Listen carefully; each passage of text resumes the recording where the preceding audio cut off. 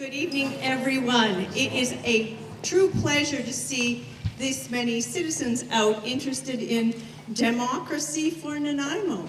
My name's Karen Hogestad, and I am the chair of the Departure Bay Neighborhood Association and just one of your neighbors. This is our organizing committee with me, Sharon Kofed, Jennifer O'Rourke, and Jennifer Davidson. And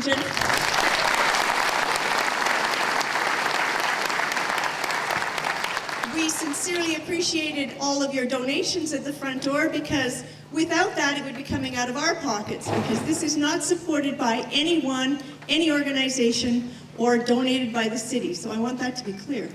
So we really appreciate your help. And I'm going to turn over to Jennifer. It's my pleasure to introduce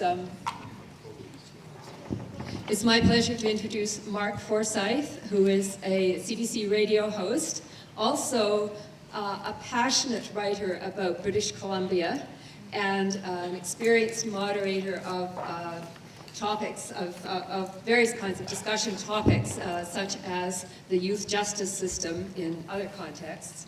And he has very generously agreed to be the moderator for this evening. And please come forward, Mark. Thank you. Thank you so much. What a turnout. This is your first meeting like this. This is very impressive, Nanaimo. So congratulations to the Coalition for Democratic Nanaimo. I understand 15 community associations and neighborhood groups have come together to bring you here tonight. So it's a good turnout on both counts, because I think all but one candidate are here tonight. So that's amazing in itself. And so many people, so many voters as well. We hope that this is going to bode well for a good turnout, because as you know, municipal elections, people, they don't vote in British Columbia as much as they should. We should. I think it's about 32, 33% turnout.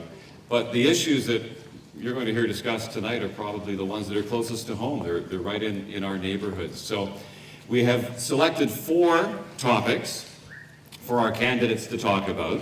And just to give you a sense of how this is going to work, we have 4 groups to discuss each of these topics. The topics are community consultation. How do you go about doing that in a community like Nanaimo in a meaningful way?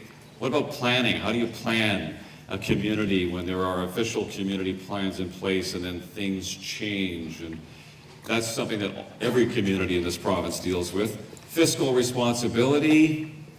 We're going to hear a discussion about that, and also economic development. What will the future be for jobs here in Nanaimo, a city that has one of the highest unemployment rates in our province right now? So we want to hear some good discussion about some creative ways to maybe find new economic opportunities for people in this community. Now, the Coalition did receive input from people, from their membership in advance, and that's how they came up with these 4 topics. And we'll have groups of 6 or 7 come up to discuss each of those individually. Each person will have a minute off the top to just tell us who they are and what they think about those individual topic areas that they've been selected to talk about. I've been asked to come as the neutral observer from CBC, and I will try and do my best to do that and encourage discussion.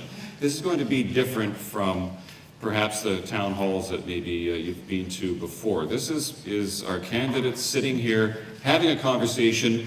We want to hear about their knowledge of the issues, their skills in discussing those issues.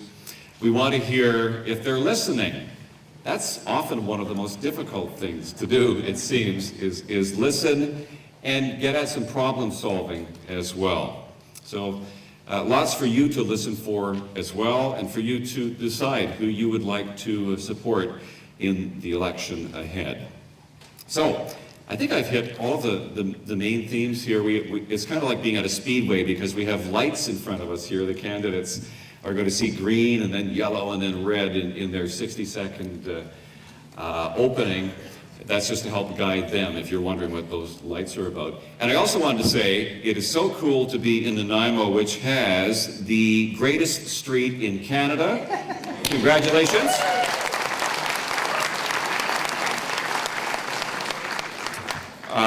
Commercial Street, which I think it's a great symbol for what Nanaimo can do. I understand it was a 10-year project to revitalize and bring back Commercial Street, but the planners in this country decided that that is the greatest street in Canada this year. So that's something to be proud of as well. So let's get on with our first panel discussion, and we are going to start with the planning. So our candidates are actually color-coded, if you can believe that. And so the people who have the blue cards, please come take a seat. Please welcome your candidates too.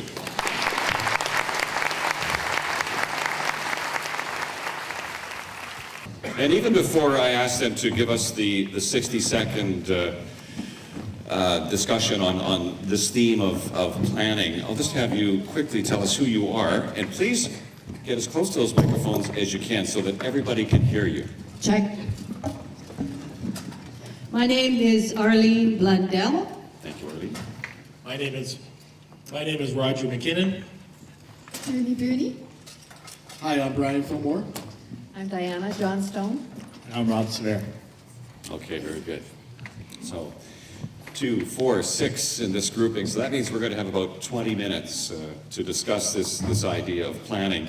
And I am going to ask Arlene to begin, and you have 60 seconds to tell us what you think about planning in Nanaimo.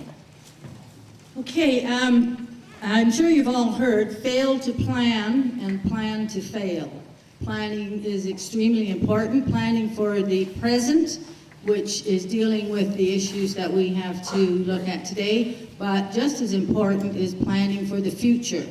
And all the time, the councillors and the city and the staff have to keep in mind all plans for both of those situations.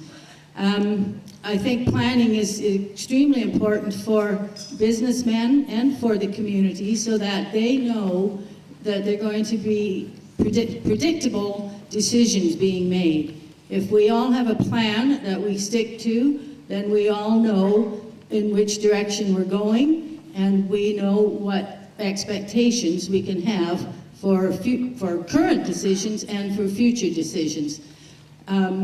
We have an official plan in place. Thank you. Thank you for finishing on time there, Arlene. And Roger McKinnon. Well, I'd like to thank the neighborhoods first for putting this on, because that shows what planning can do. Because look at the people. In fact, they didn't quite plan that there'd be this many people. Then watching the chairs keep putting out. So thank you for everybody coming out tonight. This gives you an opportunity to listen to us. So ideas about planning. Well, I've been involved in the real estate industry for 35 years since I finished college in Nanaimo here, and I was the vice chair of Imagine Nanaimo with Joy Leach over 20 years ago, so I do know the process. I was on design a panel with a few people I've seen in here as well for 6 or 8 years. So planning is very important, obviously. Every city's strength is where it comes from.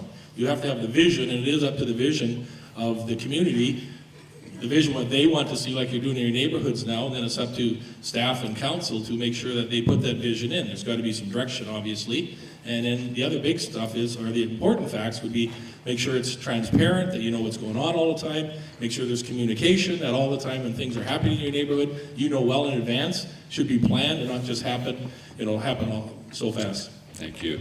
60 seconds goes fast too. Bruni. Hi there, it's really nice to see so many of you because this is just the most wonderful city ever. And it's not a done deal yet. We have the opportunity to do something here and plan it a little better. Take Commercial Street, for instance. And to start off with, don't you think we need a little bit more feminine energy in this planning? Personally, I don't see how that street won first prize. Mind you, it's wider and everything, but there you are sitting there looking at the conference center. If you really want a people-friendly downtown, and having a people-friendly downtown is really important because it will be able to unite all of us together, so you can come there. And when I'm 100 years old and I'm sitting in my wheelchair, I want to be sitting downtown on Commercial Street with no cars. cars. I know we all came here with cars, and I cheated and I came with a car today too. But hey, if we really want a people-friendly town like they do in Europe, well, we can sit there and we can have art and culture and provide some jobs for some of the people that live here. There's much opportunity here. And then we'll have a good planned city. Thank you.